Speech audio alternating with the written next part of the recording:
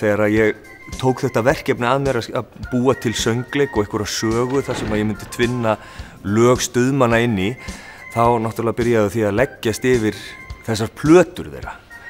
Og ekki það að ég hef ekki vitað það áður, en ég varð ennþá vissari að þeir hafa skapað hverja snilldin á fætur annari, sem er alveg ótrúlega vel af sér vikið. Það nánast á hverju einustu plötu eru þarna hittarar, ef svo má segja, sem að hafa lifað með þjóðinni ótrúlega lengi. Mér finnst mjög mikilvægt að þetta hús, Þjóðleikhús Íslendinga, leikhúsi sem við eigum öll saman, setji upp sýningar sem að höfða til mjög breiðs hóps.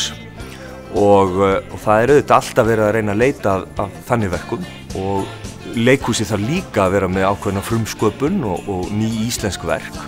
Þarna er hægt að slá margar flugur í einu höggi, og við erum með þarna færustu sirkuslistamenn Íslands á sviðinu, og dansara og leikara og söngvara.